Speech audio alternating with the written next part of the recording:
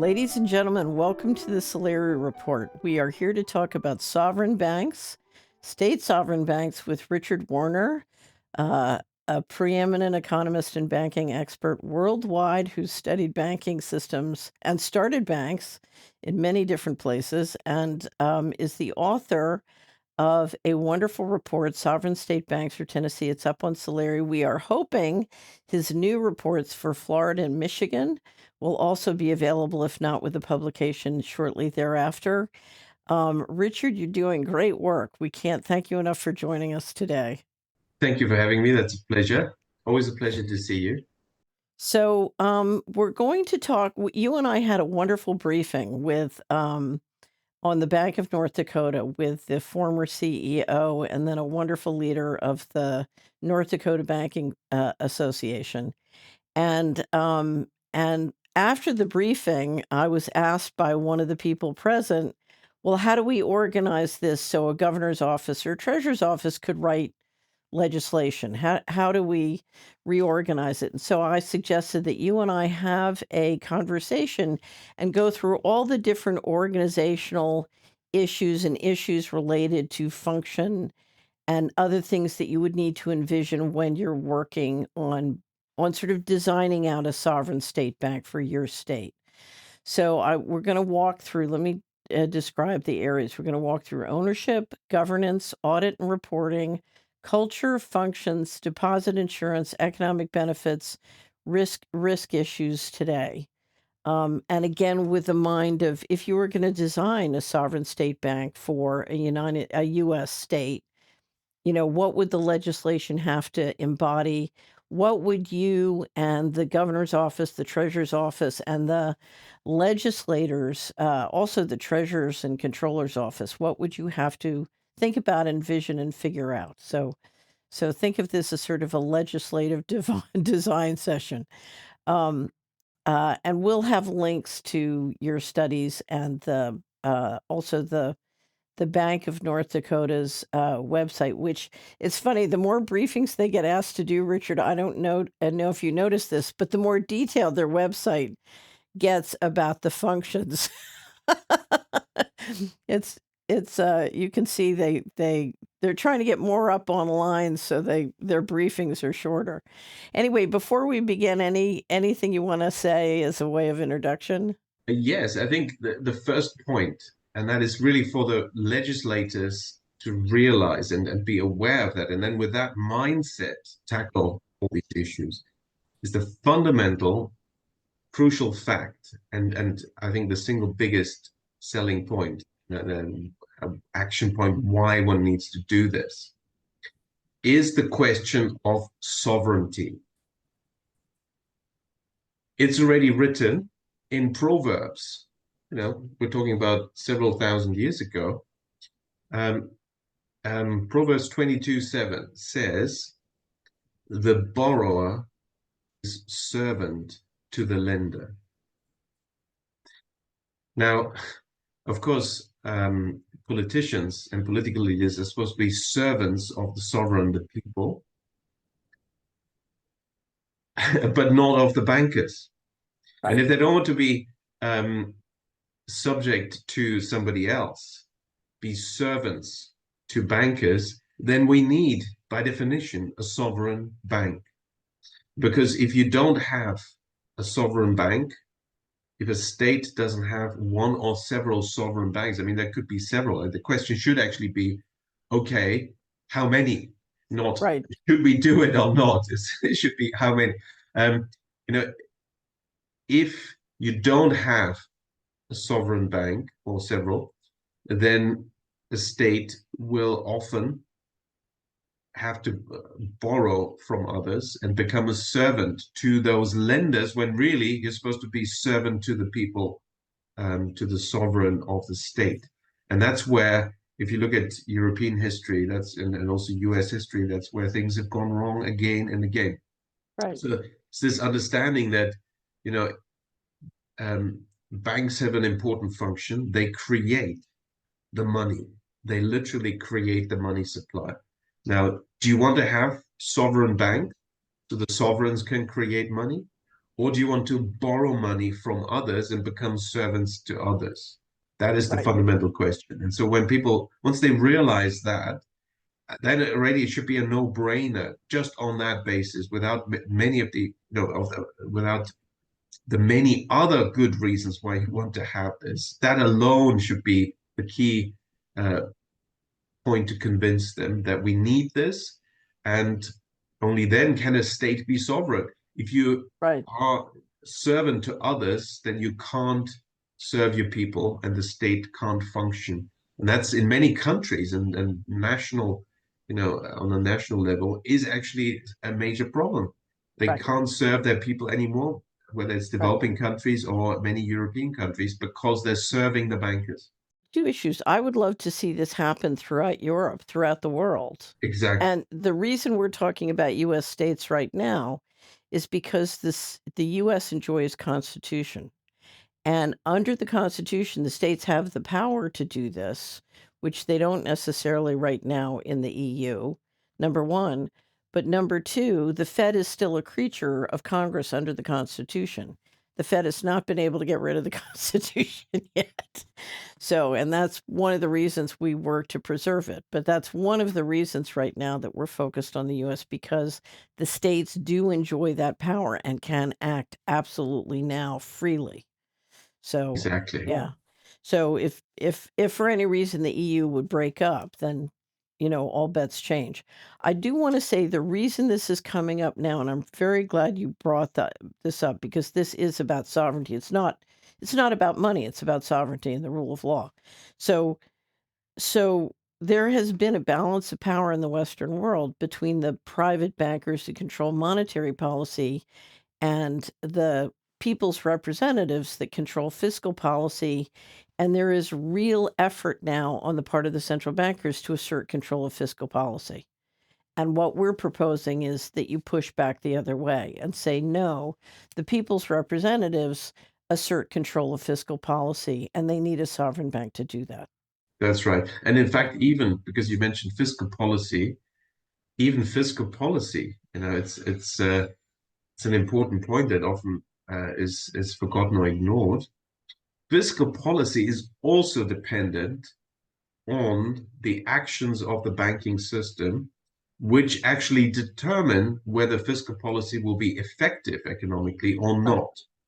And so again, when you think, okay, at least there's fiscal policy, we have budgets, the politicians are in charge for good or bad, but the bankers are not involved. Actually, that's not true either, because even for current spending, even if it's literally out of your tax money, so to speak, um, the bankers' decisions in aggregate, the banking system, will still determine the effectiveness of fiscal policy, the fiscal multipliers. And actually, when you look at the last 30 years, there is an extraordinary phenomenon that's been happening, and that's been ignored by economists because they don't know the answer to the puzzle when it's actually quite easy.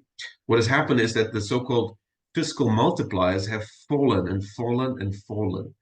In fundamental economics, which is, usually you do the basic Keynesian economics at university, economics 101. In a recession, there's the automatic fiscal stabilizer because your tax revenues go down and government expenditure goes up for unemployment benefits in a recession. So automatically you've got more fiscal expansion, which is good because it sort of, alleviates the downturn and makes it less strong, less pronounced. And then the argument is that fiscal expenditure, government spending, has a fiscal multiplier, so that $1 spent will have more than $1 effect on GDP. Well, that's no longer true. The multipliers in the past were high. There were multipliers, and it's simply fiscal spending compared to GDP. What's the result on GDP? The marginal spending on GDP growth, the change in GDP. And it used to be, sometimes 2, sometimes 1.8. But in the last decades, it's gone down 1.7, 1.5, 1.2, 1.1. And for the last decade or so, it's less than 1. That means there Right. is not even a multiplier. There's actually a fiscal compression going on, so that when you have fiscal spending, the effect on growth is negative. Right. Wow, well, that's big news, but they don't want to talk about it because they have no idea why this is happening. It's a big, Oh, I can tell you why it's happened. I know why it's happening. It's the banking system. It's the monetization through the banking system. For example, the fiscal spending in 2020, that has a big impact, but it's a one-off, and now we're back to the less than one fiscal multiplier. Well, but also, so I'm looking at it from the ground. If you look at the last, literally since World War II, every year the money is spent more and more to produce control and top-down control Yes, as opposed to economic optimization. And so you're throttling, throttling, throttling, and destroying. that is the other thing, that the actual spending pattern has become more wasteful. There's also the military spending is a form of wasteful spending because that's not um, contributing or has positive long-term effects. Um, it's basically destructive spending, and then yeah, control measures. Well, The whole the big one, and you see it when you drive around America, but the big one, and it's the reason the food and health issues are so front and center right now. You are spending a fortune to poison your population. A poisoned population doesn't get anything done. So it's the productivity issue. To me, there's nothing more important than the productivity issue in an economy. And if the government money gets a bigger and bigger market share, but is constantly focused on destroying productivity, ain't no way out of that. So anyway, this is exactly why we need state legislatures to assert sovereignty. That's right, because then also the state legislature has more power over even the degree of effectiveness of any spending, and even Right. see, I mean, there's the spending pattern as such, but let's say here's investment spending, where we agree in general this should be stimulating for GDP.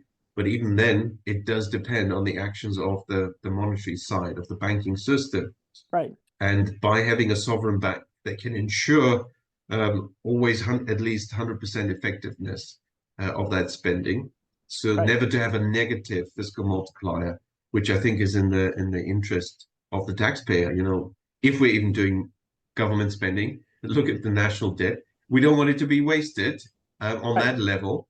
Of course, there's the other question of what is actually spent on, and so that's fine. But also once it is already decided to be fiscal investment spending, then the degree of effectiveness of that will still depend on the monetary sector, and Yep. that's unnecessary to be dependent there. Yep. So it's fair to say all these issues are coming to a head. We're in that time. Okay, well, let's dive in because the first issue I want to talk about is who owns the bank. And and clearly I believe that ownership by the state is the ideal situation, because again, if you're going to be sovereign, the sovereign needs to own. But we have seen states, and Tennessee is one, where there are serious constitutional issues to be able to have the state own it. And so it is possible to put together something along the New York Fed model, which is it's owned by the bankers, but it's dedicated to servicing the state as a sovereign, and the state is deeply involved in oversight and reporting and auditing and gets a piece of the profits. So, there's a hybrid model that can work if it's constitutionally not possible. Is that fair to say? Yes, I think so. I think so. Which is why I started with the sovereign point, because basically the legislature, the politicians need to understand how important it is. And then any obstacle on the way, we have to find workarounds. That's how important it is. And so if it can't be done directly with direct ownership, there's ways of getting hybrid ownership or control at least, Right. indirectly, and it can be structured. But with that in mind, that ultimately it is a sovereign prerogative, which is why I was actually shocked to see that some United States states have had these clauses put into their state level constitution that they're not allowed to own a bank. Like, who put this in? Think about it. Very suspicious.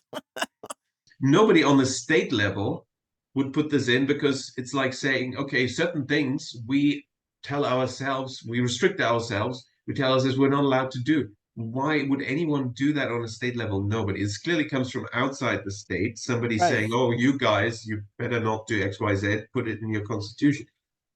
So how that happened actually might be an interesting question. Who proposed this? It's very strange and unnatural.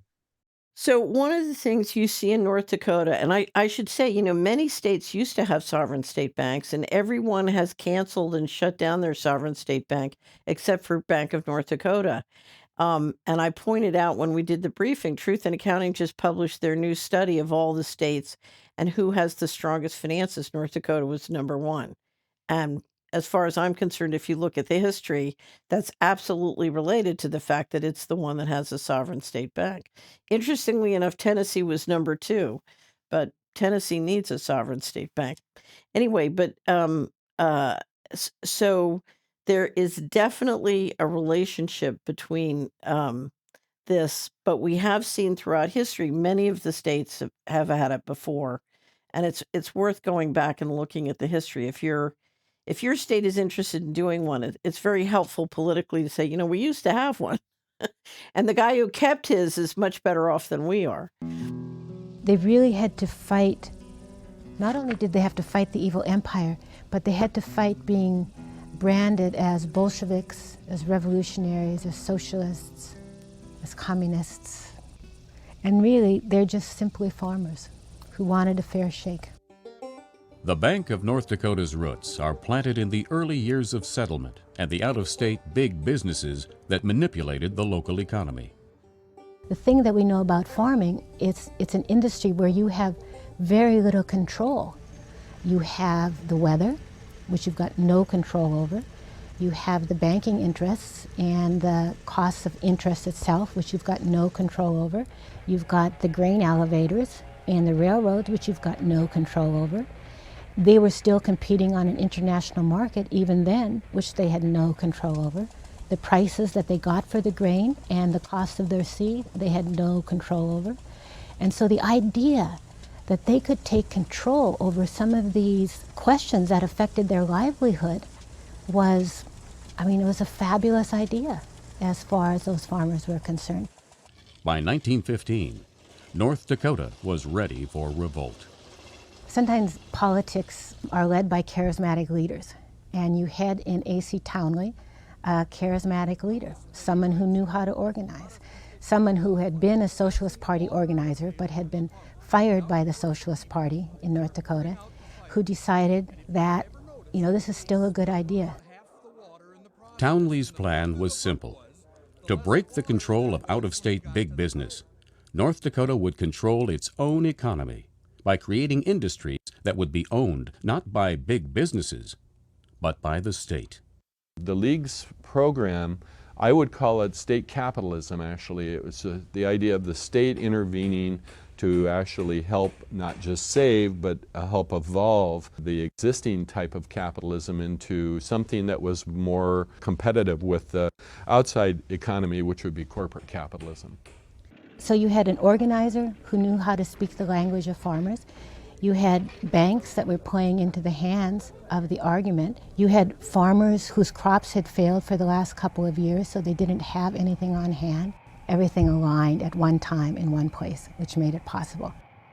In 1916, after only a year of organizing, the League swept into power. In 1918, it engineered a political landslide. Now the League had the power to implement its industrial program. There were 3 bills that the legislature in 1919 passed. The one created an industrial commission, which included the governor, the attorney general, and the secretary of agriculture and labor at that time, which is what he was known, to run the bank. And that was the industrial commission. Those 3 elected officers were going to run the industries. At that time, all 3 of those officers, of course, were nonpartisan Leaguers. So the first bill created an industrial commission.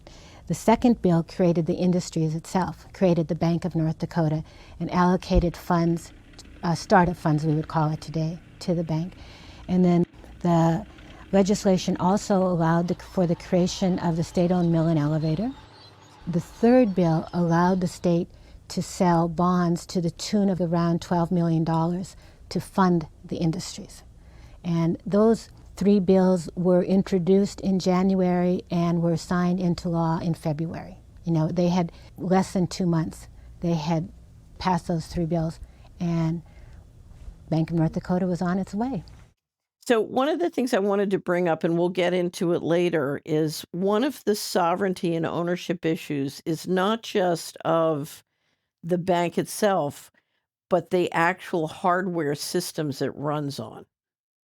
So, you know, what we've seen around the world as we've had more and more disasters and electrical systems go down or satellite systems go down, one of the issues that keeps coming up is whose hardware and software are you transacting your transactions on, and can they use that to hiccup or control you? So there's a new book I'm reading, and I'll get a review of it up before the end of the year, called Underground Empire. I don't know whether you've seen it or not.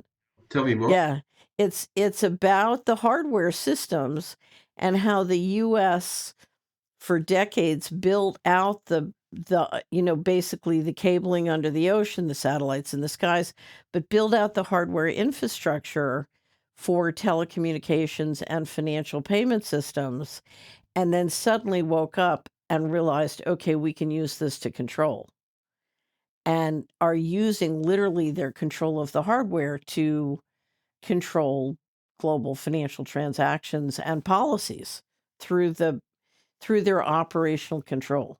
Anyway, and so one of the issues you have to grapple with, and we've been grappling with some states, is okay, how, you know, if you're highly dependent on payment systems that have legal jurisdiction or ownership and control outside the state, how do you start to create resiliency? How do you start to create options so that's not a point of control?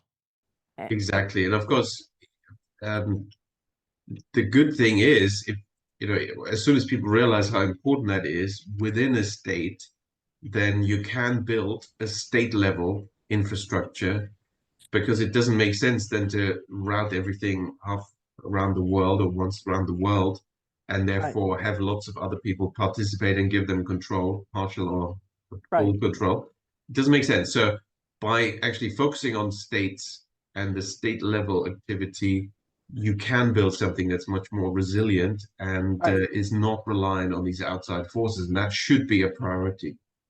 Yes, I couldn't agree more. Okay, so let's talk about governance. In North Dakota, we have it's called the Industrial Commission. So it's the governor, the ag secretary, because agricultural loans is so important in North Dakota, and then the attorney general, who are on this 3-person sort of governing board. And then you have an advisory board of people who are basically appointed by the governor, but you're looking for certain profiles of people from different parts of the community. And they're an advisory board. They meet once a month and provide many of the functions of what we would normally think of as a board. And then you have beneath the board, you have the management and the leadership. So you've got sort of 3 layers governing and managing. Um, and I think the first question that has to be asked in uh, if you're going to design legislation is, you know, who are the political officials that you need involved? You know, do you need the governor? Do you need the treasurer? Do you need the controller? Do you need agriculture, another, the equivalent of a commerce department? Who do you need in the governing board? And who, you know, how that system is going to work. So that's the first thing that needs to be decided.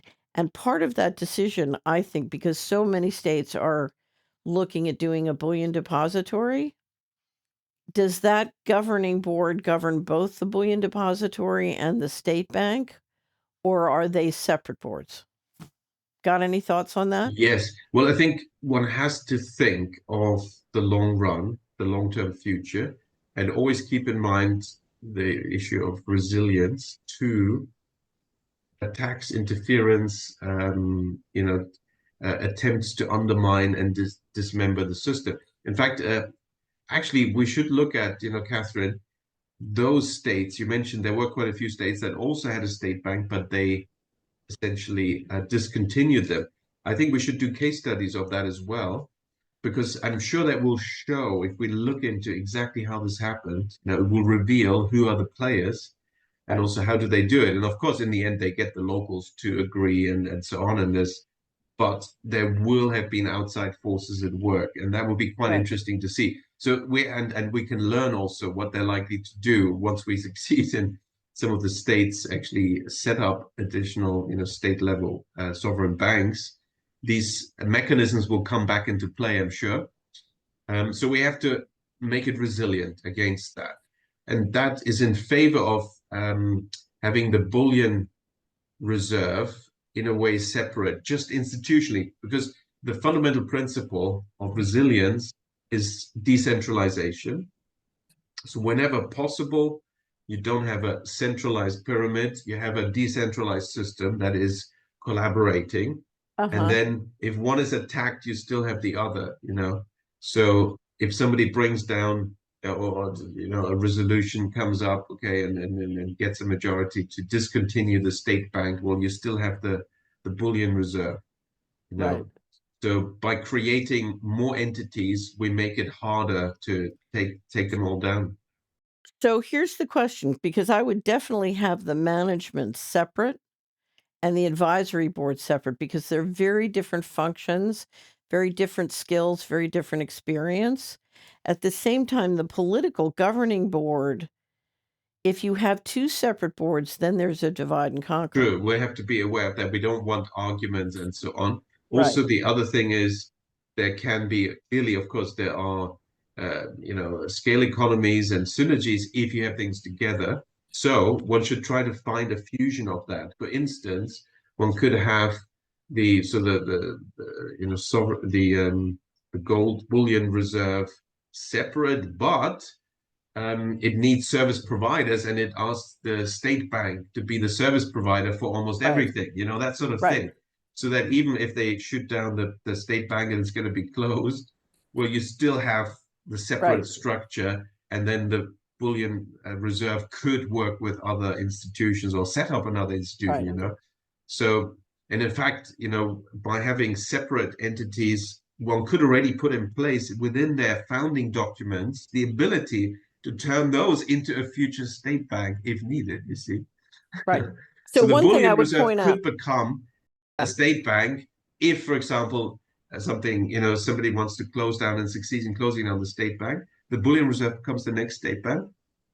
Or, basically, there's a situation where you need to expand into state banking, or the decision is made, well, we need actually, state banks going so well, we can have another one, then the bullion reserve can be expanded into a state right. bank, the Right. second one. Well, even if you have the political governing board separate, because you will want to involve in precious metals people you might not involve in the state bank, you're still going to have the governor, AG, and a treasurer are going to need to be involved in all three, in both. So there's going to be, even if you don't have the same governing political board, you're going to have a lot of crossover between the two boards. So, and that's to me that's good. You need that. Um, okay, so one of the most important, it is important to point out the governor appoints the advisory board, but it's important in legislation to stipulate what kinds of people you want. So you want certain people from the business community, certain people from the banking community. If ag loans are important, certain people from the farming community. And so I think it's very possible in legislation to envision the categories you want people in and leave room for other, because there's always an addition. And I think that's part of bringing the constituencies together who help you create this new entity, because you want, North Dakota is defined by extraordinarily positive relationship between the banking community and the state banking community in the state. And they've done a very good job of the state bank not encroaching on the private sector at all, but simply supporting the private sector. And when you design the legislation, you want to have those conversations with the constituents that you're hopefully going to be supporting through the bank. So I just wanted to point that out. Yeah, absolutely. Mhm. Okay. So um let's talk about audit and reporting, because to me, one of the things that you need if this is going to produce the conditions of sovereignty is you need to be very clear in legislation about there will be an independent auditor. Who picks the independent auditor? Is it the bank with the approval of the treasurer, or is it the treasurer with the approval of the bank? It seems to me you need a joint agreement. And then you need very clear reporting from the bank to, from the auditor to the advisory board, to the political board or group, to the legislature, and to the offices at the state, which are coordinating and working with the bank. So there needs to be a very healthy feedback loop set up in law describing how the disclosure is going to work. And of course, it's all going to be very public. The financials are going to be available to the public. Yes, exactly. And of course, also one can again check with North Dakota how they've handled this. So both in the legislation, but also in practice, and get some feedback because they've been doing it for a century. And I'm sure they're quite familiar with various, issues with interplay of different, political positions and institutional offices. Right. So, one of the most important things that when you talk to the folks from North Dakota, they stress again and again, and I know it's true from having spent time in North Dakota, is the reason the bank was successful is because of their culture. And what they keep saying is, if you do this in a place that doesn't have our culture, it's not going to work. Yes. Now Right. that's an interesting point, and I want to show you something. Just 1 second. It's a map of Europe. Can you see that? Yeah. And you see, you look at Germany. So what is this map? This map shows the US states with the highest percentage of population from which European country. So when you go to Britain, Utah comes up. So the majority of people from a European country, the top European country for Utah is Uh-huh. Britain. Go to Germany. What does it say? So it's North Dakota. So that means the majority European ethnic origin in North Dakota is German. And so the most Germans are in North Dakota, and also actually Norway, right further north. So it's Isn't that this remarkable? German connection. Yeah, Hmm. exactly. And of course, Germany is the source of this decentralized banking system. Right. That all the East Asian high growth economies copied. Japan got it from Germany, and then everyone else got it from Japan. Korea, Taiwan, China, Singapore, they got it from Japan. Japan got it from Germany. And I'm sure if we look into who these farmers who are saying we need a state bank, I'm sure, this is already a century ago. They were a bit closer to their roots in Germany, and they must have been aware of how powerful it is to have your own local banks. Right. I'm sure that was a know-how, a knowledge transfer and input from Germany. Once I saw this, I thought, okay. Isn't that fascinating? Because they're saying the culture. What is your culture? And of course, they want to make it as unique as possible. Well, actually, there is a German connection. Come on, that is perhaps your Yeah. culture. So we Yeah. are talking about the same thing. So whenever they talk about culture, they made it sound as if, well, it's so unique. Nobody's like North Dakota. And of course, in some sense, that's true for every place. We're all unique. In fact, each person is unique. God created us Hmm. uniquely. But there are clearly culturally common features that we can link places and people to. And I think we've Right. got an important link, and there is direct link to knowledge of decentralized banking. So Well, when you read the report for the Sovereign Bank for Tennessee and you read the success of Germany and its banking system, and I hate to bring this up because we're coming into Christmas, Richard. I would also say, as it applies to banking, it also applies to Christmas meals and dinner. The culinary tradition of Christmas was basically created by the Germans. It's true. It was. It was. Even they brought it even to Britain. It was Prince Albert, Victoria's husband, Queen Victoria's husband. I mean, she was German herself, but she'd been born in Britain, whereas he came straight from Germany, and he Uh-huh. introduced in Britain all the Christmas trees and all that, all the Right. Germanic things. And he also introduced a whole lot of the decentralization ideas and was very interested in and concerned about poverty and schooling, introduced schools. He became a bit of a social reformer, Prince Albert. So what happens? Oh, he died suddenly very young because that sort of thing, I guess, has not remained popular among the elites, established elites in Britain. So sad. And of course, she Yeah. was devastated and she built all these monuments to her beloved Prince Albert. But if you look at him, he was just very German, and that's not so popular in Britain. Okay, so, but I do think it's very important to understand if you look at the history of the Bank of North Dakota, the culture has really, if you look at the history, we're going to talk about functions, but they've slowly and steadily evolved functions, and the legislatures asked them to do things, or they have asked the legislature to do things, or the bankers have asked. And as time went by and the needs of the economy and the people changed, they evolved and changed together with it. And it happened because there is a culture that it's extremely conservative, but very caring about, particularly their farmers, their industry, their businesses.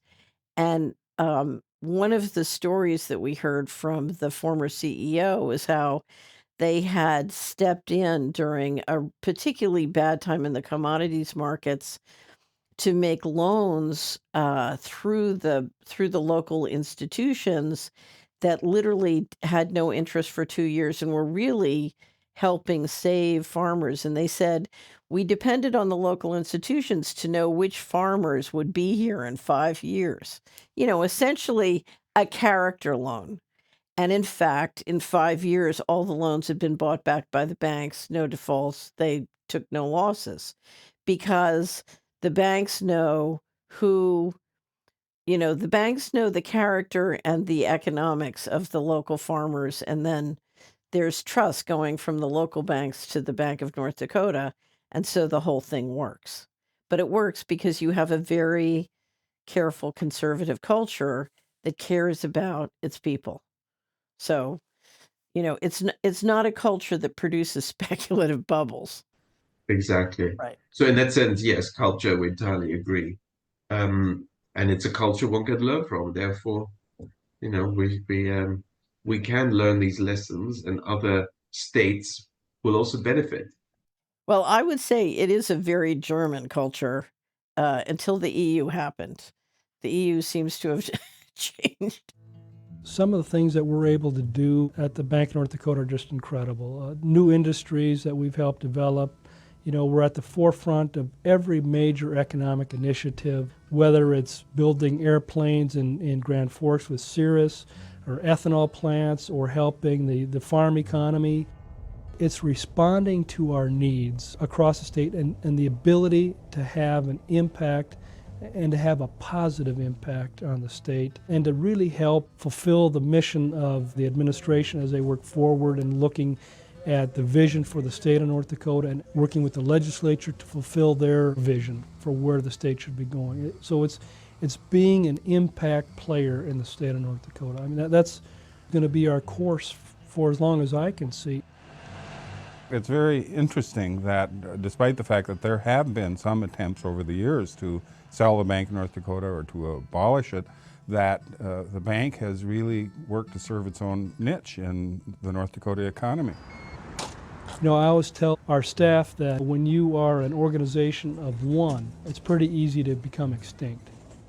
Our mission has been consistent, that we are here to encourage and promote agriculture, commerce, and industry. So, I don't think we can ever get too far away from that. What we can do is be more diligent in how we deliver those services and to make sure that we are always market driven and that we're able to react to it.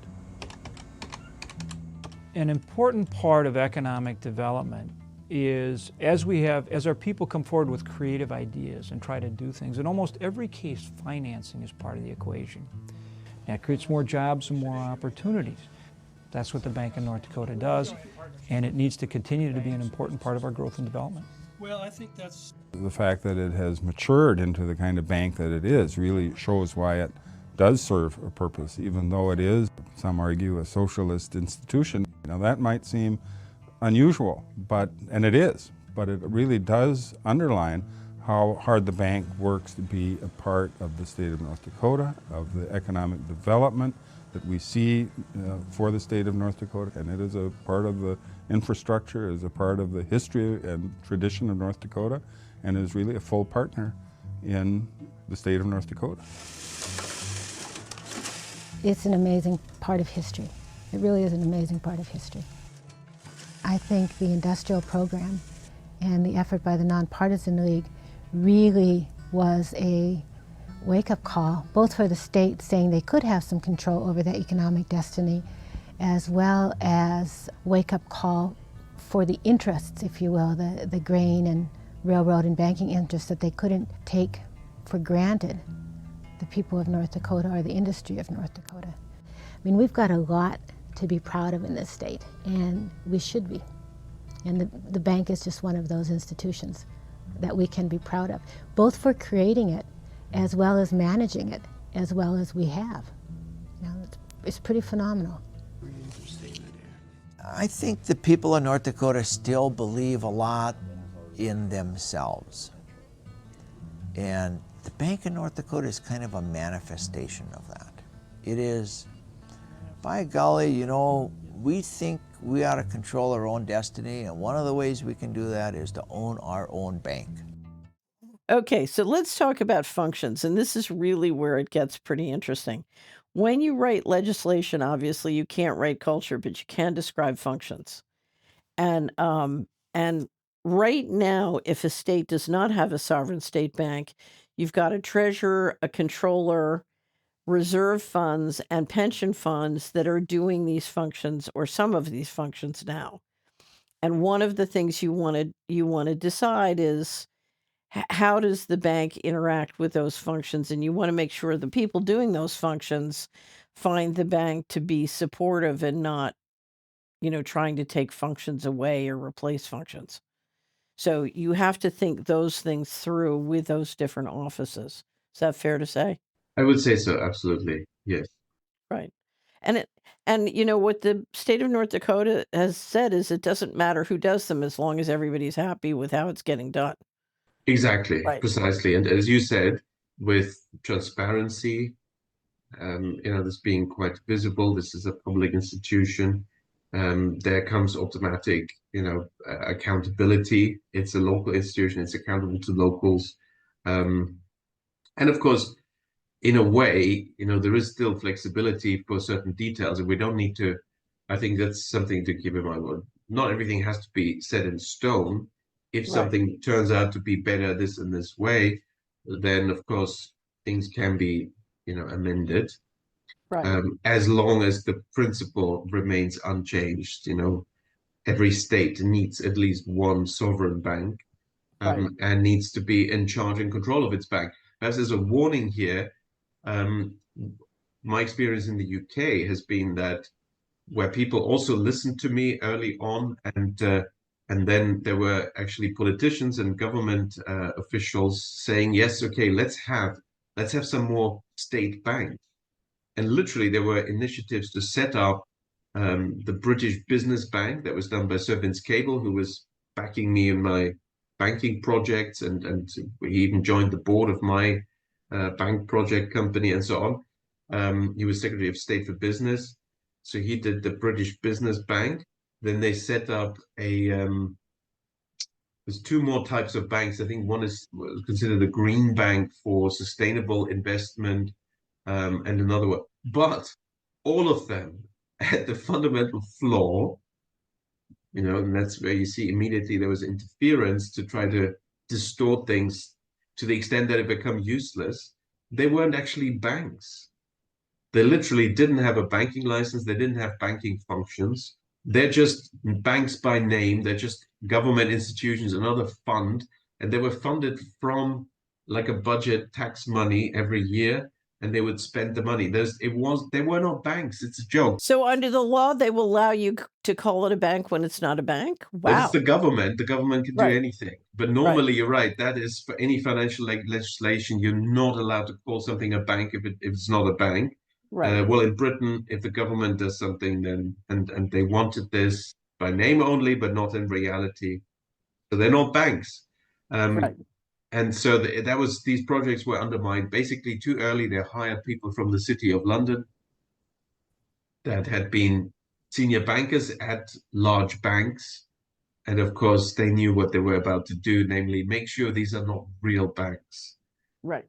And so so that's one thing to keep in mind. So as long as we have the fundamentals firmly decided, namely there should be real banks that have real bank functions. But of course, as we discussed and as everyone knows, they will be banks mainly of the state and of the other banks. Right. So the customer side is not retail. And normally, I mean, there can be always small exceptions here and there, but fundamentally, the state and the other banks are the main customers, and they can join in consortiums. It would, join in large lending to back up the small local banks. When the loan is too big, then of course you would join, and therefore also the local company or the local farmer would become your customer. So But the principle is that, and so right. that shouldn't be changed. So the core function is running the state's bank accounts. Exactly. You are instead of the state keeping its deposits in all the big New York Fed member banks or other large private banks, you're keeping your deposits in the state bank. They are running your bank accounts, and that means they are controlling the data about what your bank account is doing. Right. Exactly. And that's an important point, the data angle. We should keep emphasizing, because increasingly that's where a lot of the interference and then also control happens, but also essentially the leakage of data to and being sold to third parties. In Europe, again, there's very worrying developments happened there. The European Commission produced, when was it? It was like 10 years ago, a bit more than 10 years ago, suddenly a new directive. They always come from nowhere because European Parliament has no powers. It's just a rubber stamp parliament. So all legislation comes from the European Commission, unelected. They're the Politburo of this European Soviet Union. Union had a parliament, but no power to table any laws, right? Just like in Europe. So European Commission had this new directive called PSD2. And this PSD2 directive, it sounds very technical and digital, this and digital that, but it is actually, to put it very simply, what this is about. Because one thing the banks have been quite good at in the past, for the last 200-300 years in Europe, is they have not sold our private information to third parties. They've not done that. In some countries, it's in the legislation. There's bank secrecy. They're supposed to keep that data secret. They certainly can't give it to anyone else. And they have not done that. They've even been very modest about using it themselves to market their services to us. I mean, banks have been actually surprisingly good at that.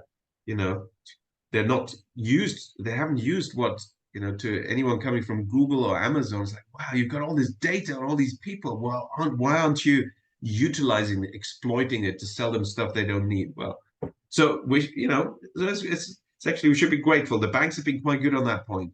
And that means, of course, in Europe, majority are small banks, local banks, and they haven't done that.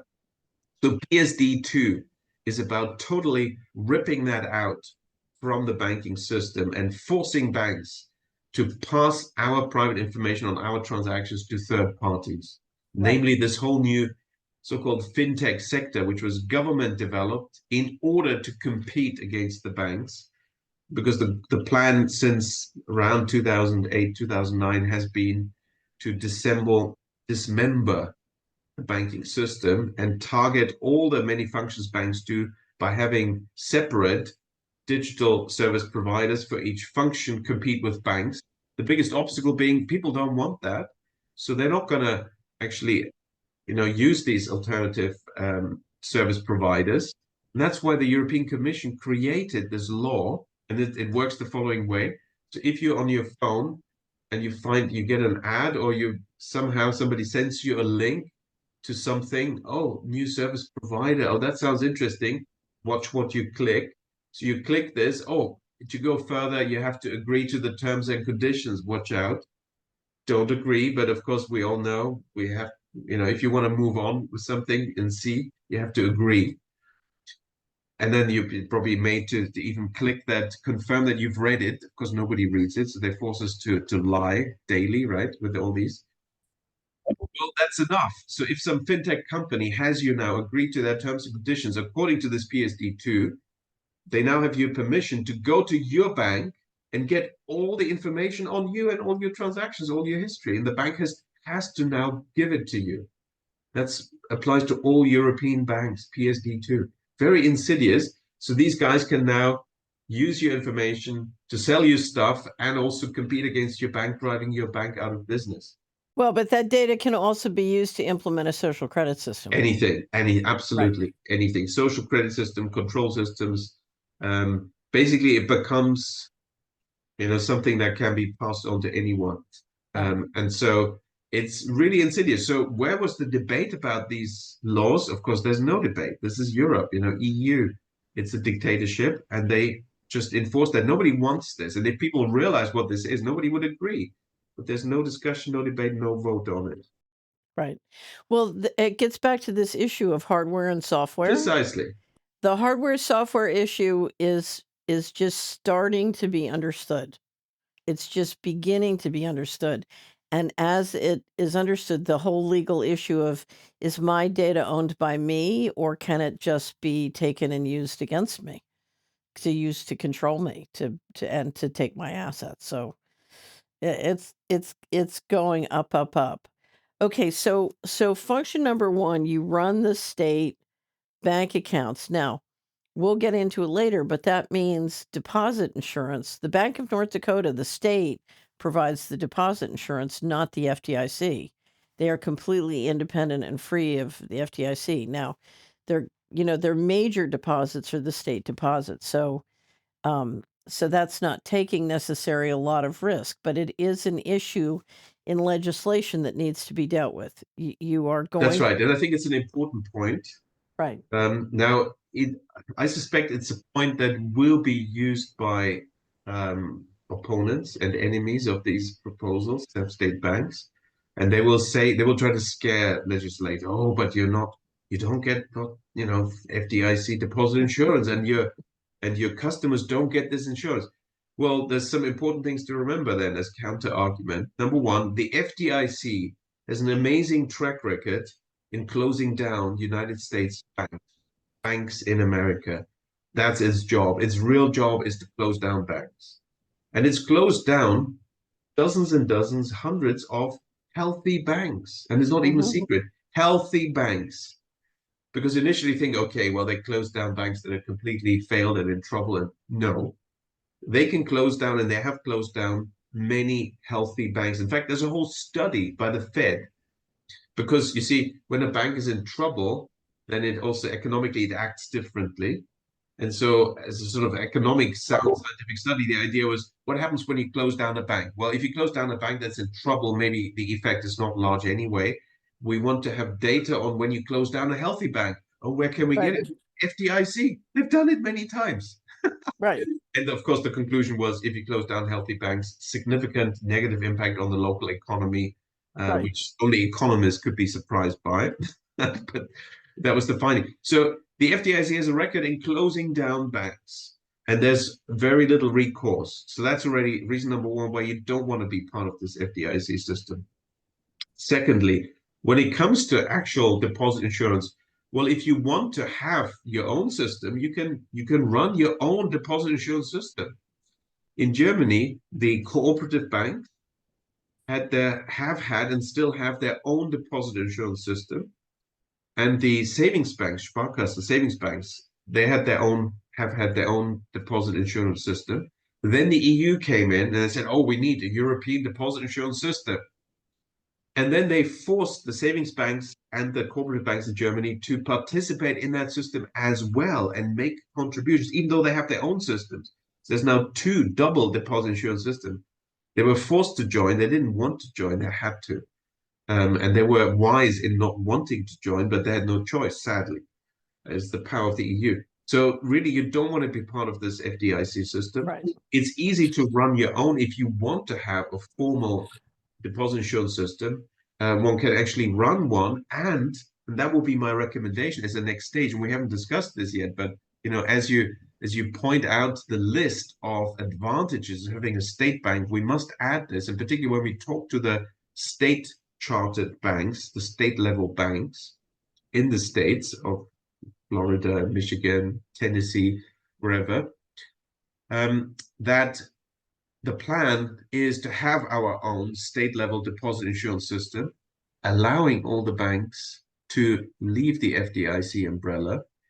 Of course, there may be, and we have to look at the legal framework. One of the conditions for them to be allowed to leave the FDIC, but it's quite clear that one of the conditions will be that there's an alternative deposit insurance system, Right. which so far nobody has created, but we should create them on a state level, and the state bank and the state can be part of this, and they can be better funded because you fund from contributions, and if you run your banks according to particular principles, mainly have bank credit for productive business investment, it's the soundest banking system, no banking crisis. Right, but it argues again for the importance of a conservative culture. Exactly. A very conservative culture, and that's why. But if you have the right lending pattern, you just won't get into trouble. It's if you break lending into three types: bank credit for consumption, bank credit for asset purchases, bank credit for productive business investment. The latter is the type of bank credit that's sound and never has in history resulted in a banking crisis. Whereas the others create inflation, they create asset inflation, banking crises, and that's usually the problem. So if we introduce principles where the state bank encourages all the state level, state chartered banks to also lend more and mostly for productive business investment, we know we're de-risking the system, right, which will be very important. And then the German deposit insurance of the cooperative banks, 200 years old, and the savings banks around 200 years old. They never needed state money, and no depositor, and these were in the past were thousands of banks, no depositor ever lost any money, and no state money was ever injected. Right. There were some situations where occasionally there's some issue with a local bank, but they could always sort it out themselves. They never needed state money. And that, of course, is a great advantage. Then you're not dependent on this interference from outside. So in this case, from the federal level interference should be avoided.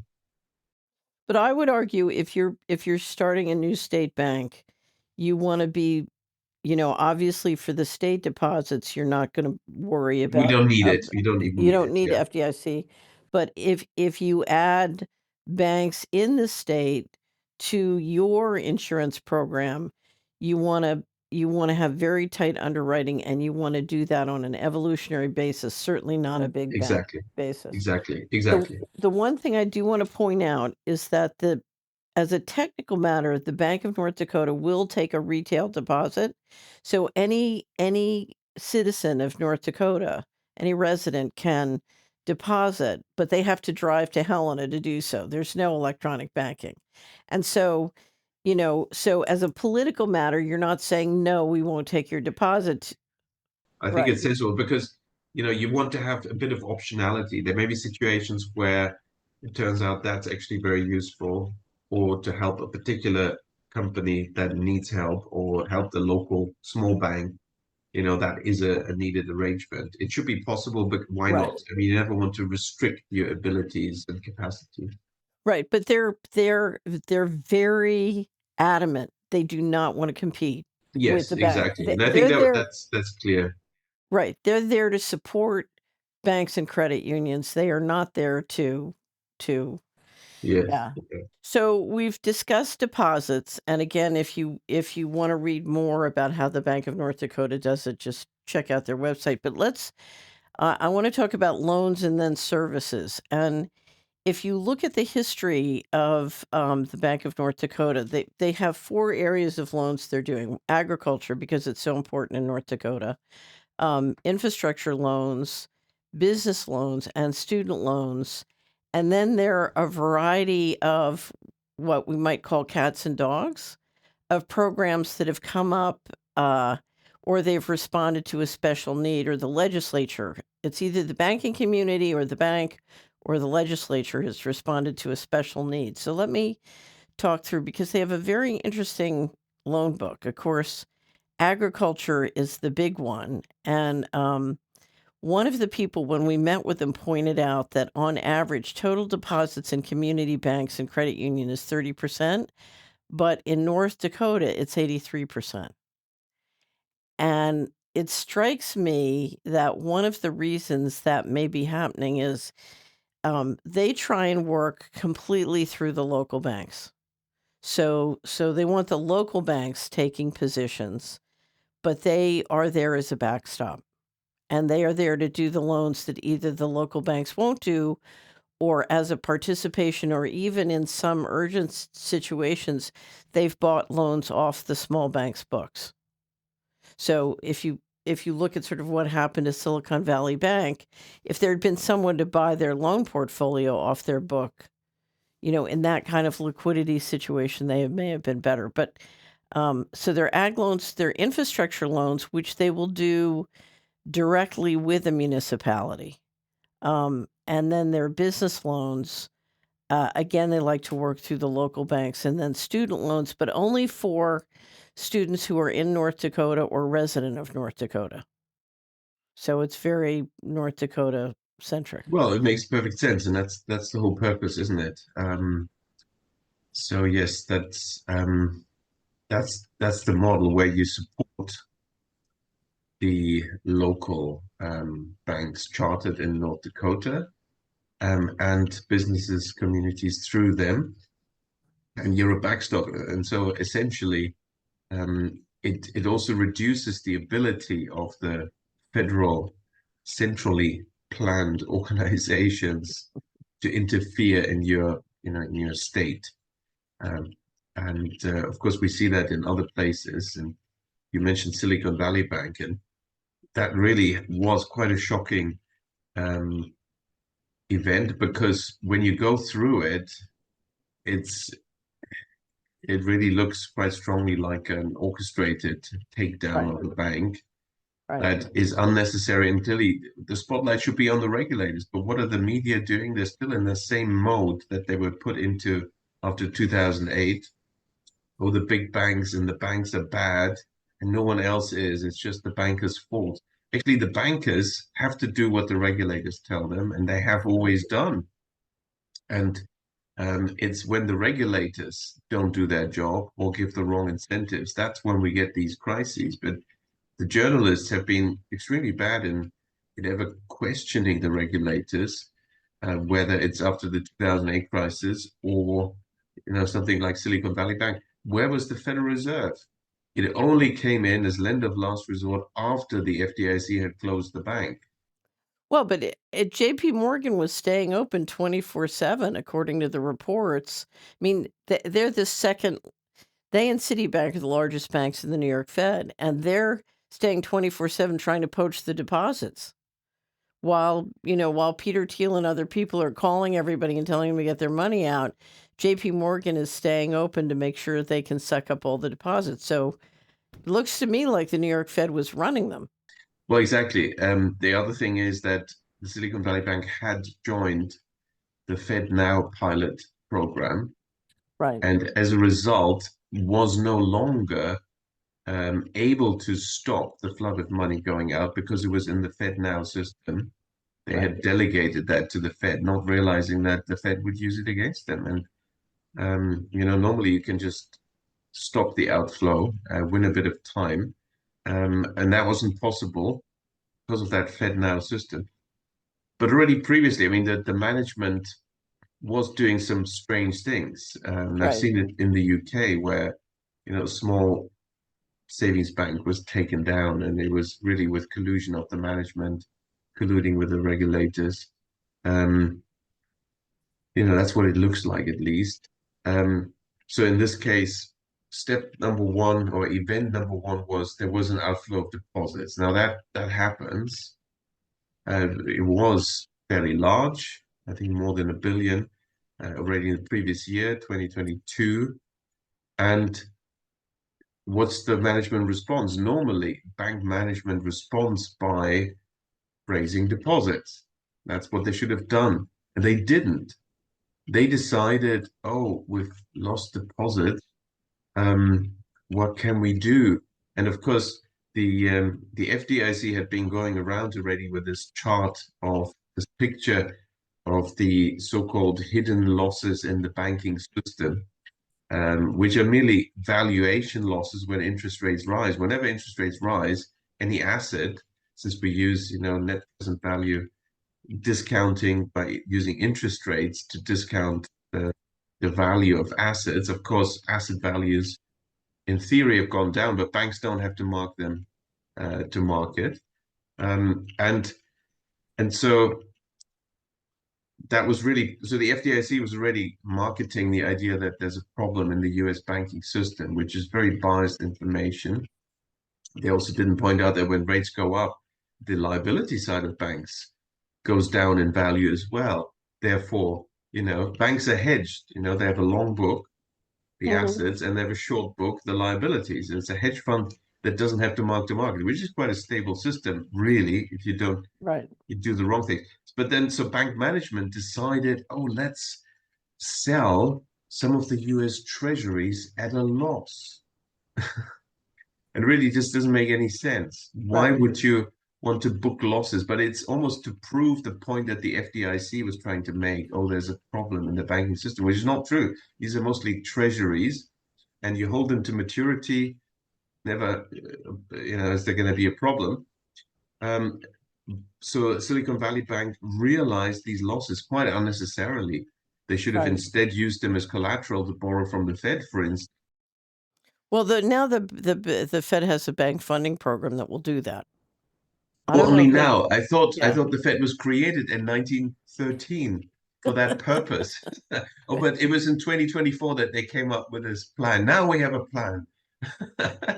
Yeah, it was in 2023. They did it in 2023, the bank funding program. It's a joke because, of course, the Fed could have always done that. They don't just, they can do anything. They don't Right. need to even call it a new name and a new program. They can just, and when they want to, they do things, without even announcing a new program. But I think this is why you want a state bank, because if you look at the loan book of the Bank of North Dakota and then the services, what they're doing. So, for example, they offer collateral valuation services at the request of the banking association and the small banks.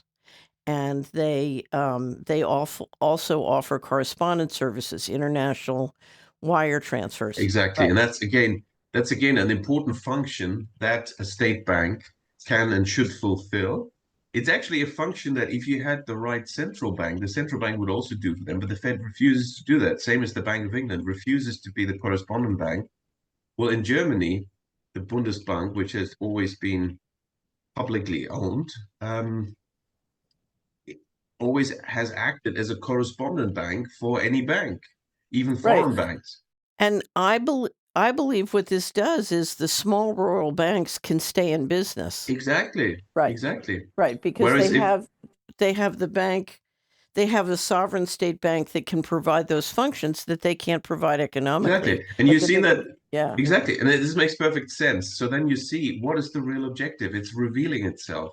Because if the bigger more central bank, either the Fed or the State Bank of North Dakota,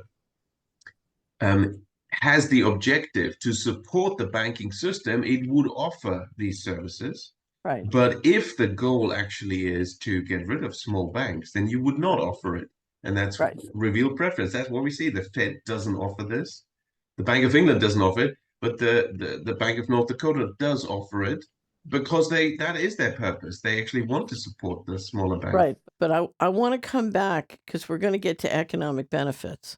I want to get back to this number that the total deposits in community banks and credit unions is 30%, but in North Dakota, it's 83%. If you read your paper on sovereign state bank for Tennessee and then Florida and Michigan as soon as we get it up, what you realize is that the health of the economy depends on all of these small banks. In other words, and you make the case you can get growth with no inflation. And if you look at the difference between 30% and 83%, there's a reason that the North Dakota economy, remember during the bailouts when and the financial crisis, I think it was the head of the banking community said that North Dakota was in a recession for a week. But that I'm assuming that is part of the extraordinary economic health of North Dakota. Exactly, and it was the same in Germany. The small local banks, which in Germany are 80% of all the banks, a small local bank, they increased lending to small firms because they realized, oh, the big banks are, in a credit crunch and in trouble with all their speculative international transactions. So we'll step up lending, and they did. And there was maybe a week, but maybe there wasn't even a week of recession in Germany because the majority of people work for small firms dependent on small banks, small local banks for their funding. And that's how it works. And so the economy was very stable in Germany. Right. Your problem was that some banks had bought fraudulent paper from the Americans. Yes, the bigger ones, the Landesbanken, which are bigger banks. Yeah. And if you look into the background of that, you just see how the whole thing was a setup as well there, So it was a way for the US financial crisis to be exported, and it already was part of this plan to take down a vassal competitor. Right. Because it was literally flogged to Landesbanken after the EU had interfered and said, oh, these Landesbanken, we're going to pass some directives in the EU. Brussels, which is under US influence, is the political arm of NATO, that the Landesbanken state banks have to change their business model. They have to be more commercial. They have to, behave very differently. And that's when the Bear Stearns and whatever, Morgan Stanley, toxic waste, high grade credit, structured credit, product salespeople came up and sold them this stuff from America, which turned into toxic waste. My theory is that Obama got the Nobel Peace Prize because he bought back all the crap that America had sold to Europe. He got the taxpayer to go along with it. So let me come back because you saw an effort in the last 20 years to get the banks, particularly the small banks, to adopt sophisticated underwriting and compliance systems that would integrate them into software that's leading us into a social credit system. And what that did was it basically stopped banks from doing character loans. And if you listen to the history of the Bank of North Dakota and the small banks they're servicing, they are doing character loans. And I suspect one of the reasons the system can still do that is because the Bank of North Dakota is there and it's not in the FDIC system. So they can't squeeze them into, the sneaky evolution of social credit systems with complex software. That's right. That's right. Yes, I met a local savings bank CEO in Germany, a small local bank, and he told me that at least 40% of his loans, business loans, are character loans, right, without any collateral, because he knows these firms very well, and they've been known to them for decades. Well, if you look at the U.S. regulator push, what it does is it stops the character loans. It forces more money into the investment portfolio buying long treasuries, which of course gets slammed if you raise interest rates. But it also causes the banks to spend a fortune on expensive software that can provide all this data to the Yeah, exactly. centralizers. That's It's a right. These it's are a all it's tricks a to centralize, exactly. right. It's all a digital invasion. And somehow I believe they've probably avoided some of that. Okay, one of the things you see if you look at their loan book is occasionally the legislature, so the profits are rolling out of the bank and ultimately the state gets dividends. But the legislature can create low interest rate loans for a particular purpose. One is school construction, where the bank will make lower interest rate loans to schools to construct new school facilities. And either the legislature can provide appropriations for that, or they can have the bank do it, but then it comes out of the profits that create dividends for them. So one way or not another, the legislature is funding it, but occasionally that happens as well. And I think if you start, if somebody's looking at doing legislation, you want the legislature and the bank to have the flexibility subject to the approval of the legislature and subject to the approval of both the sort of political oversight board and the board that has all the bankers and business people on it. Exactly. Yeah. Absolutely. Yeah. Indeed. And Indeed. if you listen to their history, they've been very responsive to what their local banks need. And so something happens and it generates an interest, and that interest flows into both the legislature and the banking community, and then it comes to the bank, and then together they respond. And I think that's why the culture issue is so important, because it's not a response to, okay, let's go make money using, state credit. It's a response to the small business people, the schools, the municipalities, the farmers have a need. How do we respond in a way which is financially responsible?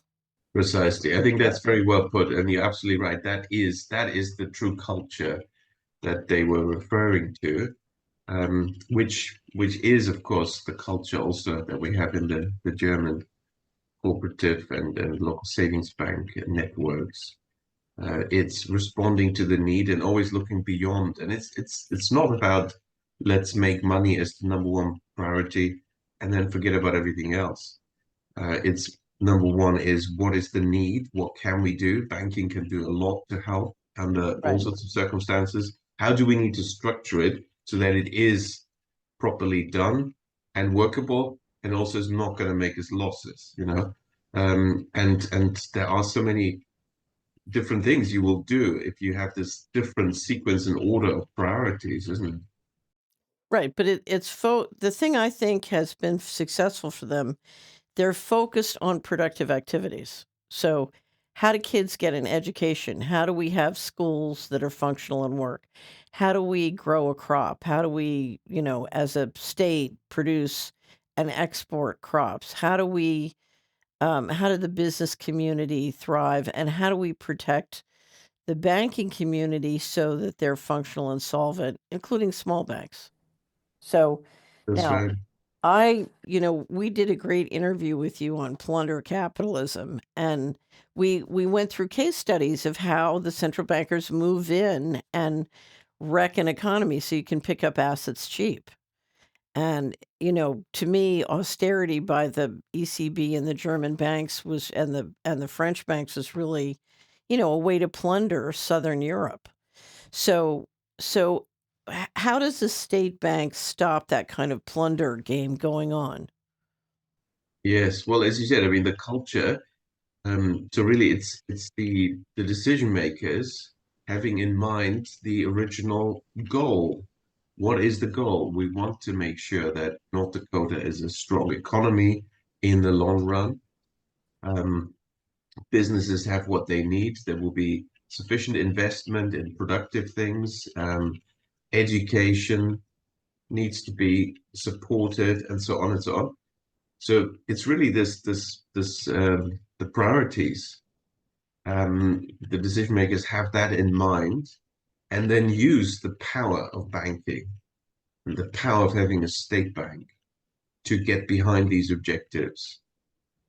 And then it's quite natural. And if you know, and of course at the same time they are professionals and they know the banking business, Right. so that you make sure you're not going to make losses. Um, but these are your real objectives. You are actually essentially a development bank that is developing and securing the long-term future of the state in all its dimensions. So you have a much bigger remit, really, and not just, oh, let's make money, or how can we maximize next quarter's profits or something. It's absolutely not their priority. Right. But if you do this well, and in the long run, if you have this different remit, you will find that the state bank will be financially sound and will be profitable, and everyone else is as well, you see. Its primary function has always been a depository institution for political entities, counties, the state-owned institutions. That is still the main source of its deposit base. So that role has not changed over the history of the bank, but over on the lending side, that is especially what has changed. 50 million. First one on the first page is to continue to be the primary facilitator for loan participations with North Dakota banks. Since the 1960s, the student loan program, and then the commercial lending programs, and the agricultural lending programs, and even the entrepreneur and new business. That's more of a venture capital function. Now, all of that has been allowed under the original legislation that was passed back in 1919. So it seems that no one's had to go back and invent this institution. All of its powers were created then after a period of penance, of course, for the sins of the 1920s, and it probably has paid for those sins, I would say. It's now rediscovering its original potential.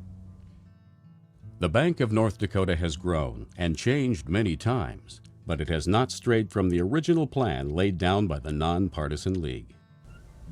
They behave like a bank, but with an economic development mission. Which is kind of the neat thing about the Bank of North Dakota. That's still part of that whole NPL root that was put down in 1919.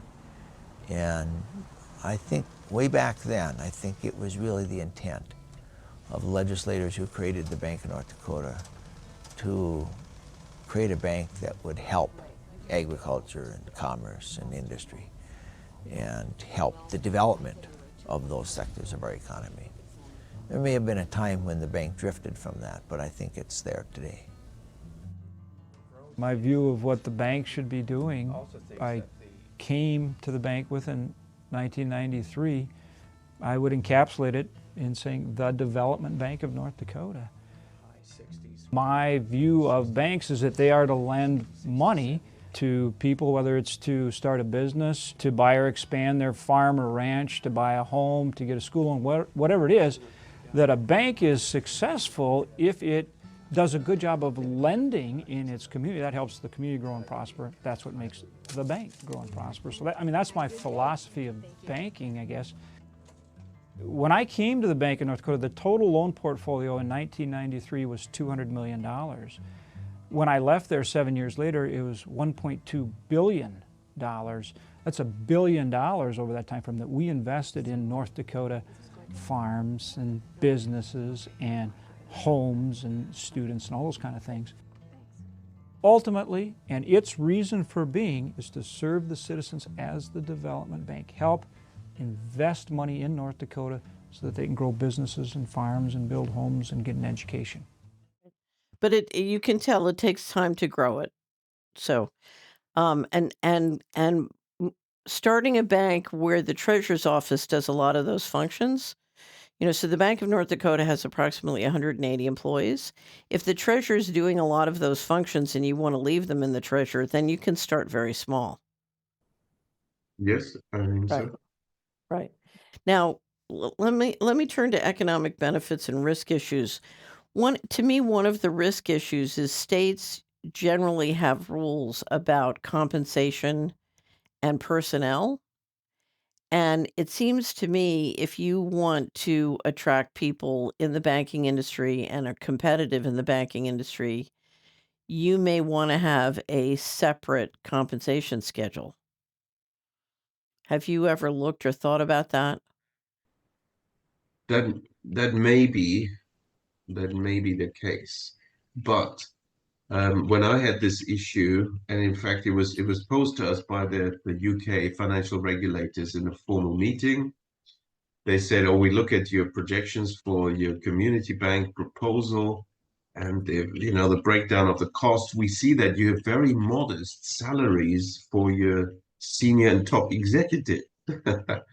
and and yes, we said yes, they are modest, but we're confident we can hire people for these. And then soon enough, we got a letter saying, hire those people, i.e., we don't believe you.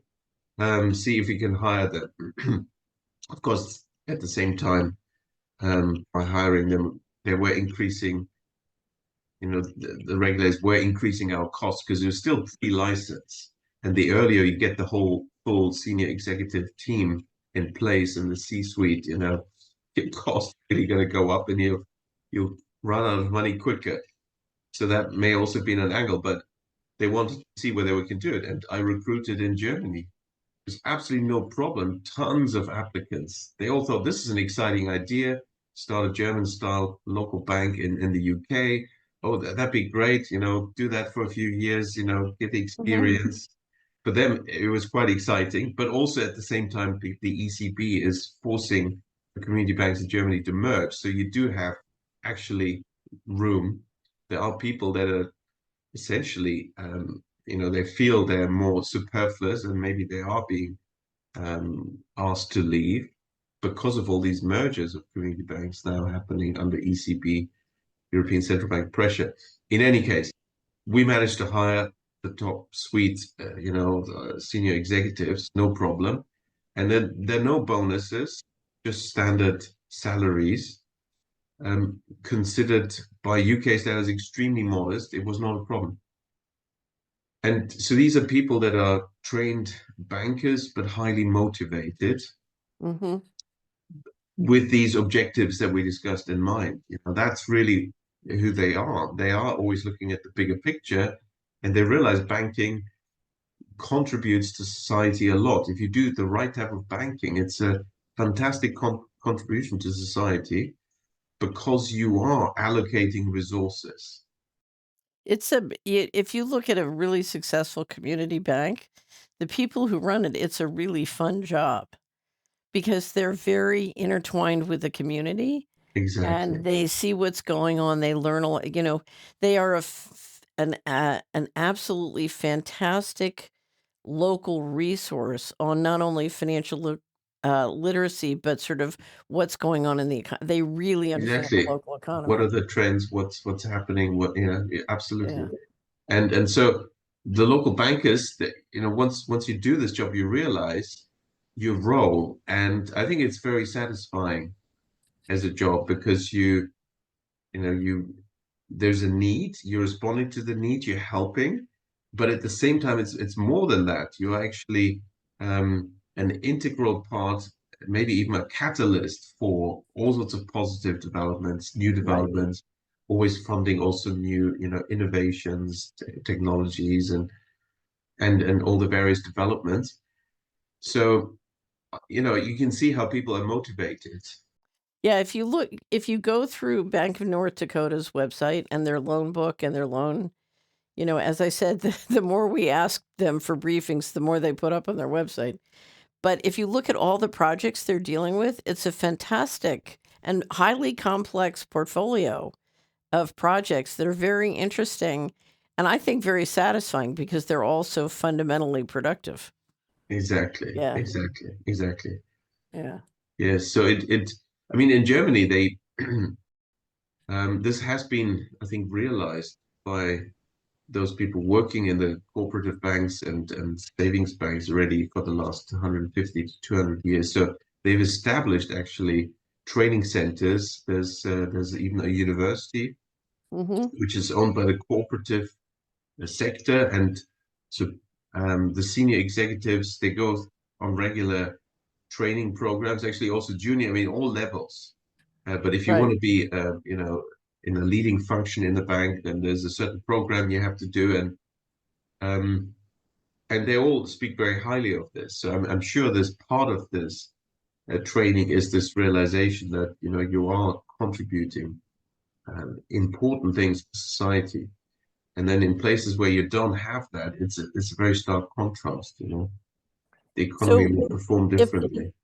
if I'm going to start a state bank, Richard, how do I capitalize it? Do I need an appropriation from the legislature to get it going or to capitalize it? Or I think yes, but the important thing to realize is it may be easier to get the money than you think because, I mean, we have to look at the details how this is done, but often, um, there's different resources you can use, and the chief financial officers would know this. The part of the resources that are very fought over and therefore very competitive and very difficult, and also politically there's lots of opponents with different emphases, is the budget. So the money should not come from the budget. It should be possible to use the money from other state sources, such as what is called reserves or what is called capital expenditure, long-term investment that is not from the budget. There are such resources, and that's really what it is. so you make it an investment from the reserves. Exactly, an investment from the reserves. And in fact, it should be part of there's reserve management.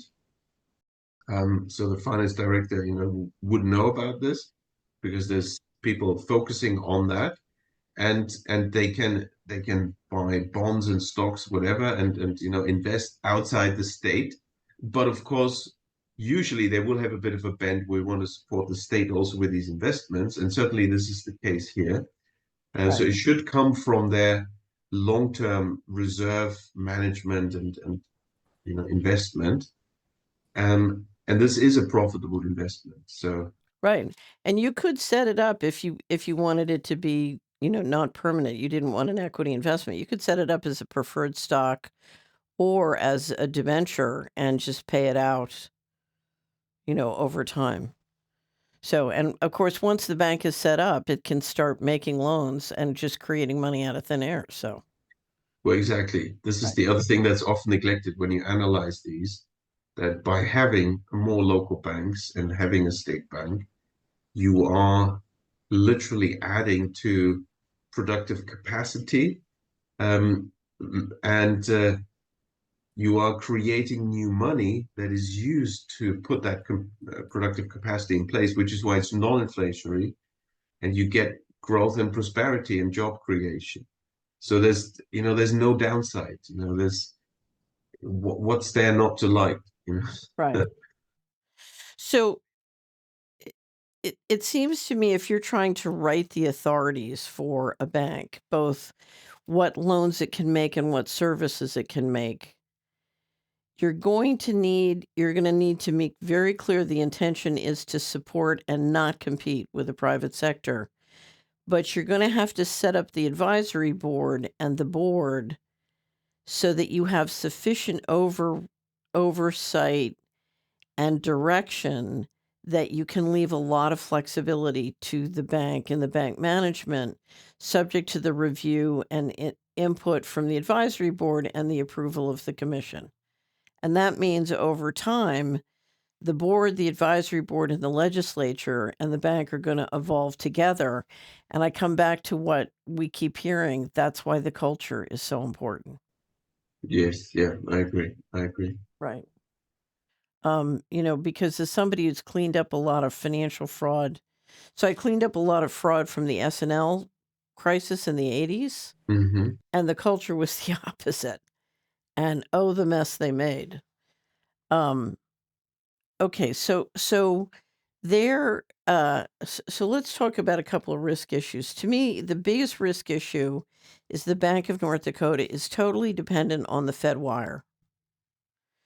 So even though you might not have the FDIC in there or the regulators in there asking you to do all sorts of social credit compliance, you are dependent on the central bank's electronic wire system.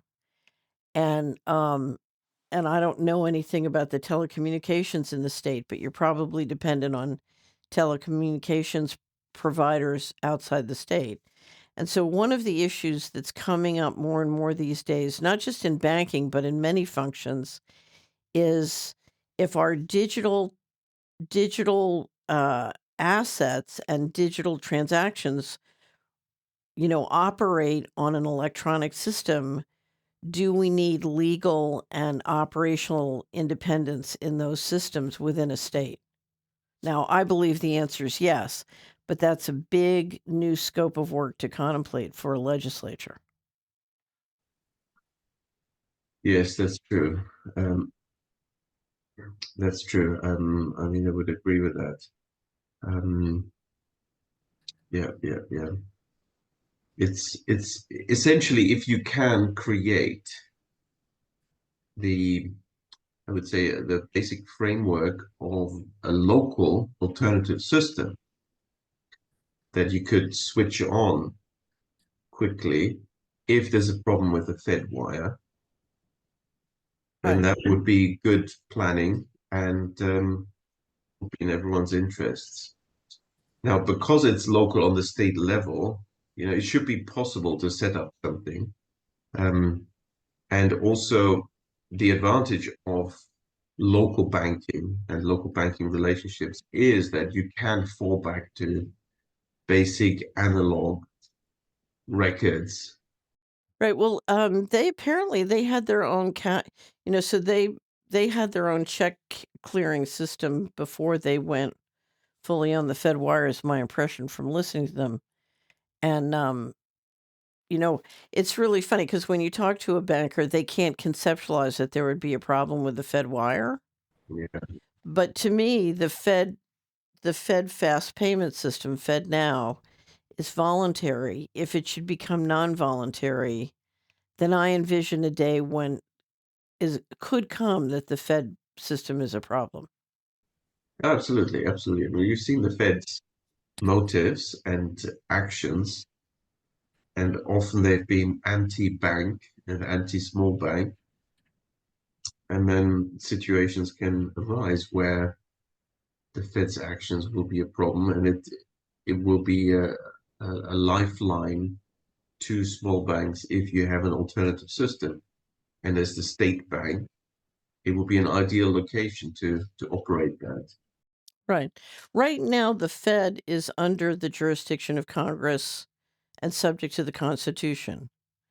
And we're just about to publish a new series by John Titus, and he's absolutely of the belief that the Fed wants freedom from the Constitution and congressional oversight. And if that day should come, I do not want to be dependent on the Fed wire. I'll just be really. I like resiliency because if you look at the disasters, if you look at what's happened around the world, I'll never forget. I don't know if you saw this. The governor of New Zealand, of the Central Bank of New Zealand, gave a press conference after the cyclone a couple years ago, and he said, "Thank God we had cash." And John and I on Money and Markets said, "Well, I guess he didn't get the memo." And the Norwegian central bank has just come out and said, we've been moving to cashless, and now we're going to reverse that because we're looking at what's happening in these disasters, and we don't want to be dependent on electricity and have the whole system go down. Yeah, absolutely. Well, I've seen it recently at a university. I was giving a lecture at, suddenly they had a power cut, and in that part of town, in Europe, it seems to happen. And then because they'd gone already cashless, that's the end. You can't pay. I took the students to the local pub across the road because we had to leave the building because nothing worked. And fire, security, they all said, no, you have to now leave. But I wanted to finish the lecture. So we went to the pub and the pub asked, well, if you got cash, that's fine. So I had some cash, There and you that was go. it. But Right. so if you know, when there are crises, if you don't have cash, you've got a problem. So cash is the system that that we already have, but we should make sure we don't lose. We're on the verge of losing it otherwise. But then also by having local banks and having a system and with a state bank in the background, you can actually set up from scratch even financial instruments. You know, you can even go back to something as simple as the tally stick system because it's forgery proof. The Mm-hmm. tally, just wooden sticks, you know, with notches, and you split them, forgery proof. You know, the bank keeps one, the other one circulates, and so on. Or writing records and signature, two signatures, you know, that these systems are workable on a local face-to-face basis. And that's really what money is. You know, you don't need anything else. So even the Right. cash, one could produce, you know, just a promissory note, even written in hand by the bank manager, you know, will do the Well, you job. can always clear by Pony Express, you know, if you have to. So I wanted to bring up two ideas, one that you introduced to me and one that I love, and that could or could not involve the bank, a state bank. One is the Treasury Department has uh, um, a capacity called Treasury Direct, where retail investors can go to the Treasury website and just buy Treasury securities direct from the Treasury.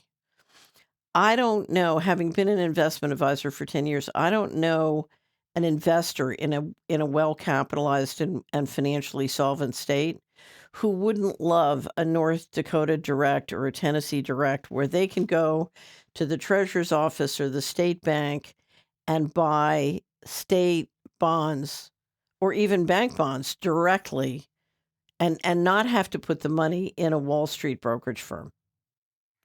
They feel much more, you know, that's real custodian diversification to put. And so I just want to put a plug in for a state direct bonding capacity. And that Absolutely. if a treasurer's office not's doing it, it's something that the state bank could do as sort of an independent agency. The second thing is you introduced me to the idea of selling bonds to the local banks, and I had never thought of that. And it's such a great idea. If you could explain that. Yes, of course. Um,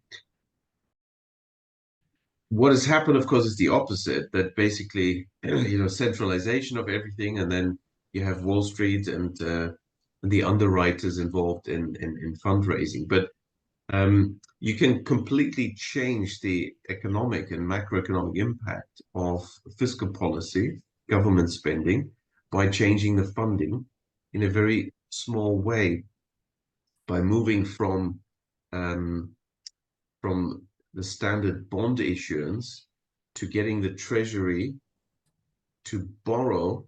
Ideally, actually, the best is if you also change the formal construct from a bond, which is tradable, to a non-tradable loan contract. Because then you have the advantage that the banks don't have to market to market. You know, loans don't have to be market to market.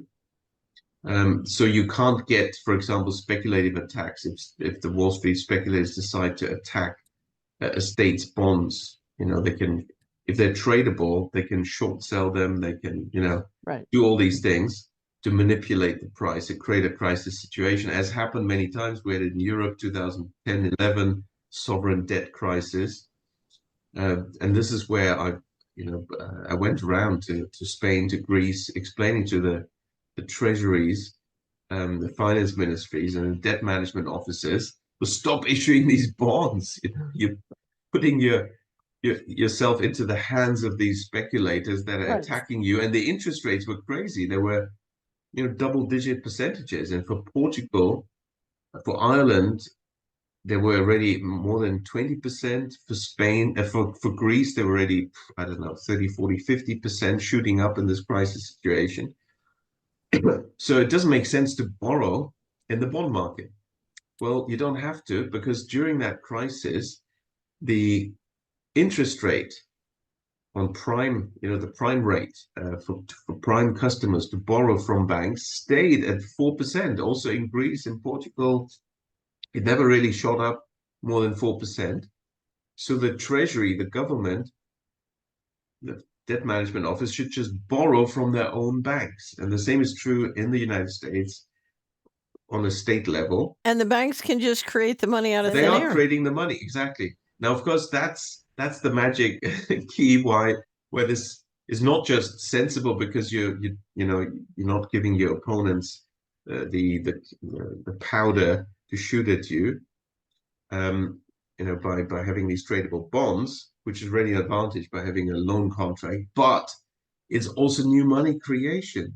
Right. So then you're literally monetizing fiscal spending. Now, as long as your government expenditure is used for useful things, Right.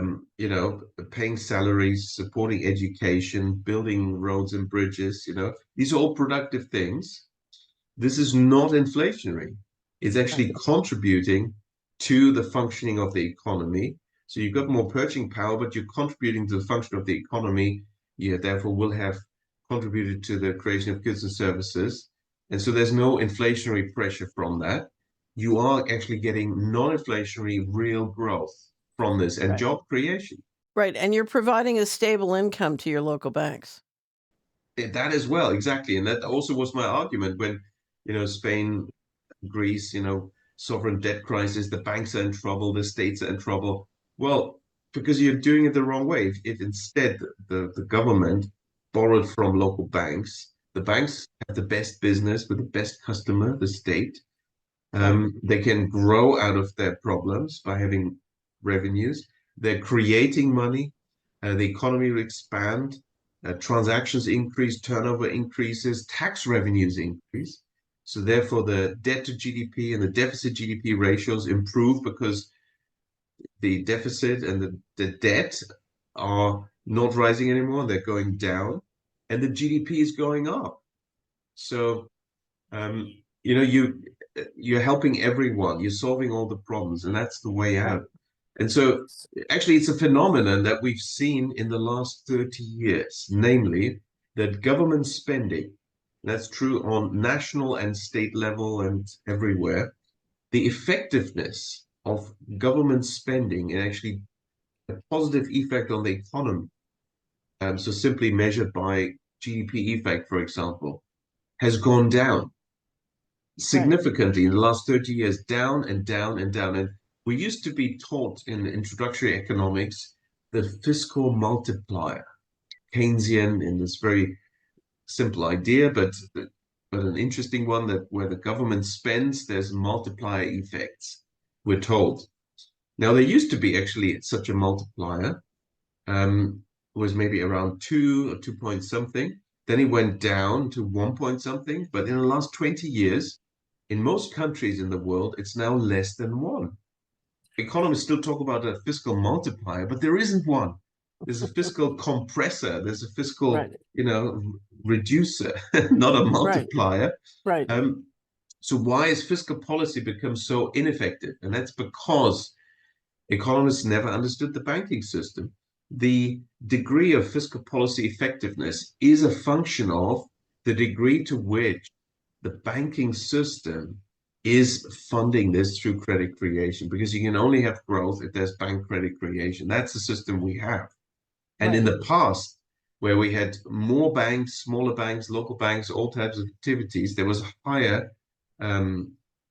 coverage through credit But creation, isn't and that's part of gone that down. because the banks are underwriting for productive function, whereas the government money, I mean, I have to tell you, the government money is like financial method on destroying the culture. Yeah, I know. And of course, exactly. And there's all sorts of bad things happening in fraud and money disappearing. And so that's also happening. And of course, that's another reason why there's fiscal policy ineffectiveness.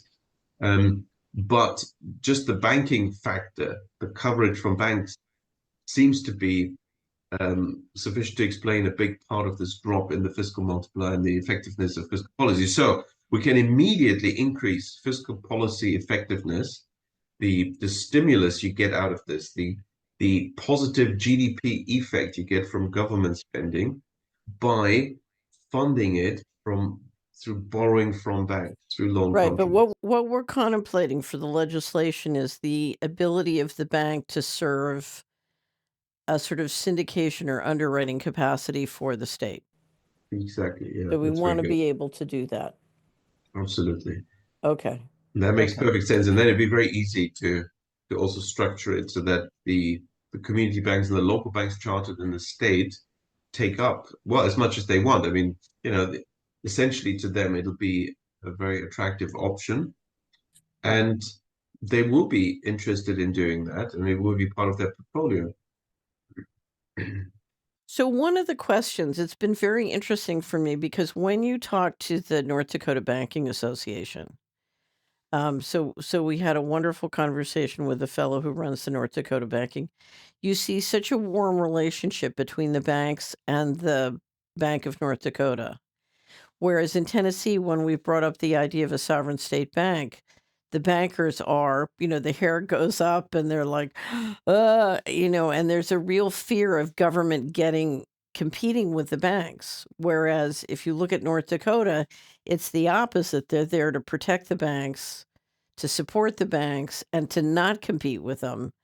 For many years, I've been very negative about the idea of local public banks. So Ellen Brown, I consider a colleague and a friend, I'm like, no, no, no, because the idea of government credit coming in and competing with a local community bank or credit union to me is the death of the economy. So, but a wholesale bank at the state level that's supporting all the local banks, that to me, that's a very different, a wholesale public bank dedicated to a thriving local bank community is a very different kettle of fish. Because it's in line with the key principle here, and that is decentralization. The Right. principle of decentralization is a very important one, still completely underestimated, and a lot of people not recognizing its importance. Any human organization, any human activity where people have to work together benefits by having a decentralized structure as opposed to a centralized structure. That's my experience and also a result of my research on this problem. And Right. so that's we have to keep in mind. Okay, so risk issues, any other risk issues we should bring up about again, I'm thinking of people in the governor's or the treasurer or the controller's office who are writing legislation, or people on the finance committee or other committees at the legislature writing legislation. Anything else you would advise them on how to organize this? I think what we're saying is we want a fair amount of flexibility between the state and the board of the bank to craft the details of what they do and how they do it and when they do it and evolve it over time. Is that fair to say? Yes, I think so. It should be flexible, and therefore you don't want to prescribe every single detail. Keep it simple, keep it short, and have leeway for all the institutions to grow together, as long as the fundamental principles and the principle in particular of supporting local banks, should be spelled out, and then people should live that. And as long as that is in place, with a few key principles in place, then I think it can be very general in other, clauses. I think it should stay general. Right. Now, we haven't talked much about credit unions, and I'm assuming, in North Dakota, they support both the banks and credit unions. There are some states where there's a lot of tension between the credit unions and the banks because credit unions are coming in and buying up banks. So, one thing, if those tensions are in your state, it's one of the things you're going to have to think through, but it's very much state by state jurisdiction. It's a fundamental question. I mean, what actually is the difference between a bank and a credit union? It does depend on the country, and I'm not sure in the US whether there is much difference. I know that in the UK, credit unions are very different from banks. They've been kept by legislation, the City of London's influence, from banking, particularly banking to businesses. So they're essentially not allowed to lend to firms. They're only allowed to lend to individuals. And so that's kept them extremely small. Hmm. But I think that's different in other countries. And in the US, I would have thought they're more or less, they are like a local community bank. It would be interesting to actually compare and see, is there any difference left? Because then it's just sort of a name and maybe some kind of tradition. But credit unions, I would have thought in America, have this tradition of looking at the community and having a bit of a community They're much focus. more of a bank for individuals as opposed to a bank for business. Okay, so if Yeah. that angle is there, then we have to be careful because it's very important for local banks, community banks to lend to businesses. That is, in Yep. fact, should be the core function. And if credit unions don't want to do that or are not allowed to do that, it's a problem because then, if you're just involved in consumer credit, that's not even productive. Of course, Right. some of the consumer loans are used by people for business investment, Right. whether, that was the official intention or not. And that's a good thing, actually, because the money creation function should be linked to productive activities, a contribution to society and to the economy. And therefore, business lending is the best form of lending. It's also the least risky form of lending. Right. There have been problems when there's too much consumer lending, and there have been tons of problems and banking crises when banks lend to purchase ownership right assets, whether real estate property or anything, financial assets, doesn't matter. That creates asset inflation. Consumer credit creates consumer price inflation. But business lending for business investment creates growth without inflation, without problems, without crises. There's never been a banking crisis due to too much lending to small firms for business investment, right? That's an excellent point. So one of the things in 2024, I read two excellent books on private equity. One is Plunder by Brendan Ballou, and the other is by Gretchen Morgenstern and Morgensen and Josh. I think it's Joshua Rosner, and also using Plunder in the title. Anyway, but two excellent books. And one of the things it helps you do is step back and look at a state, both a state government and state pension fund and reserves, and you realize they are because so much of the alternative investment to private equity has come from the state and governmental pension funds. And you realize they are investing in a group of firms who are destroying their tax base I and know this destroying their happens a lot, yeah, culture. sadly. You're paying pirates to come destroy your economy. Why are you doing that? Exactly. Right. I mean, that's the other thing, coming back to the earlier point that one should fund the capital for the creation of a state bank off budget from other sources, such as capital expenditure or reserve management. And of course, then there are also the state level pension funds. Right. And they should be invited to also invest because it's in their interest in the long run. And they would use the state level money for something that's good for the state and for all the people who are going to get a pension there. So, See, some of the Scandinavian countries have done this, but if I was the governor of a state, I would also set up a commission to look at the entire state economy and say, you know, where are we putting our resources, whether it's our equity investment or our debt investment or using our credit? And what is the relationship between where our money's going and what's happening in the economy? And what you'll discover is this process of centralization, whether it's through the private equity firms or through the federal government or through the central bank, you're basically participating in the destruction of your own economy.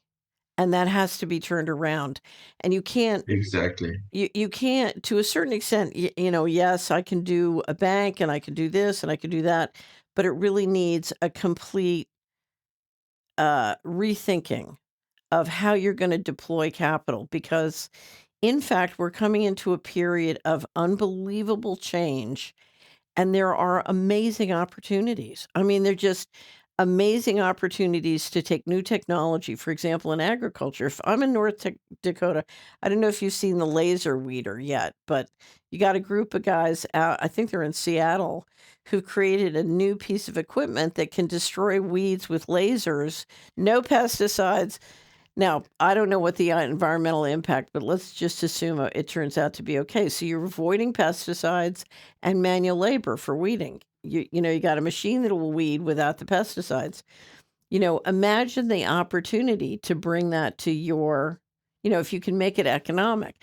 So we have this explosion of new technology, that creates all these really exciting fundamental business and industry opportunities. Maybe we should deploy our capital in that way instead of on plunder. Exactly. No, absolutely, absolutely. Right. Yes. So essentially, these are developments in the past where really sort of the New York bankers and centralizers managed to get into the states and more or less corrupt what was going on there and distort asset allocation and change their focus.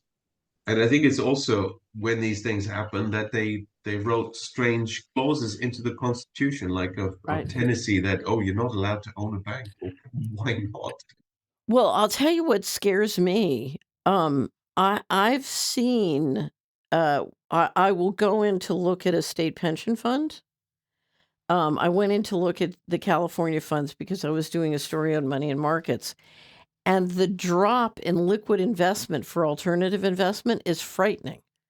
And it's particularly frightening because if you get a rough patch in the economy and the only thing you can sell is your liquid investments, you have no liquidity for all the private equity investments.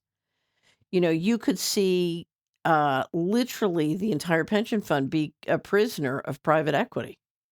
It's unbelievable. And I just watched a presentation by one of the heads of the largest private equity firm, and we're going to tear this apart on the next equity overview on the Solari Report, talking about why private bonds are just as liquid as public bonds, and basically they're proposing to move in and replace big pension fund portfolios with their private bonding. So now we're talking about even further drops in liquidity. Hmm. Yeah, yeah, yeah. Right. So, to me, I think if I was the governor, what I would do, I would also have a commission to look at the whole shebang. Exactly. The whole shebang is getting picked over and played the patsy again and again and again. Tennessee has all of its pension fund with one custodian, way outside the state. I I, I would not sleep at night. Right. Exactly. That's very risky. Exactly. Right. So I think that the time has come for states to say, okay, how do we step back and make sure our capital is being deployed so that the state is successful as possible in the long run? Scandinavian countries have done it. Other countries have done it. There's no reason why a U.S. state can't do that. Anyway, Exactly. that's my pitch. Okay. Yes, and that's a good one to summarize the whole discussion because there is so much states can do, Right. and they need to look after, they have a responsibility to look after the people in the state. Right. And that means they actually have the responsibility to do this. So, it would be, they would be, not doing their jobs if they're not actually now saying, okay, what are the resources in the states on the state level? Are we deploying them properly? And what should we be doing? And I think it includes setting up a state bank that is backing all the state chartered local banks and small banks, and therefore all the businesses, and most employment is with small firms, and they're Right. dependent on the local banks. That's the reality. Yeah. So that's really the responsibility. And I think with recent years where you know states have taken very different policies, I think more people are thinking about this. One has to go back to the basics and make sure that the state um, governance is actually taking care of the key priorities for the state. Right. Right. Okay. Well, Richard, walk us again through how we find your website, your Substack, and I know what's going to happen. We're going to have a whole lot of people listening to this and saying, "How do I find and connect with Richard?" And I know you're a terribly busy man, but walk us through how we connect with you. All And right. Well, subscribe to my Substack. There's a new one coming out hopefully today. That's rwerner.substack.com for Richard Werner, so rwerner.substack.com. Otherwise, also follow me on Twitter. I've got Scientific Econ, and the second one is Professor Werner. There's a third one, Dr. Richard Werner. Accounts, and Telegram. Follow me on Telegram. I've got a Telegram account. And there is for the academic work, I've got a website called professorwerner.org, which has all the, academic journal articles and also the book references. My book, Princes of the Yen, is at quantumpublishers.com. Amazon threw it out. it's my number one in the central banking space. It's my number one recommendation. So it doesn't surprise me that Amazon threw it out. And otherwise, well, there's also a website called richardwerner.org where I try to sort of link it all together and have further links and ways to get in touch. I think that's sort of the summary. Okay. Okay. Well, I know we got you to come to Tennessee and you met with some of the legislators and leaders, and it was very, very productive. So I hope we can It get was you great. back. It was a great experience. I'd love to do that again. Yes. Yeah, and you got shooting practice in Appalachia, right? Exactly. And on the ranch of a senator. And it was great. It was good. Yeah, they're wonderful people. Yeah. And it wasn't a bad shot. I think it went well. They were impressed. They were impressed. Ah, okay, well, ladies and gentlemen, thank you for joining us on the Solari Report. You have a wonderful day, and Richard, again, thank you. Thanks so much. Great talking to you. Thank you for having me.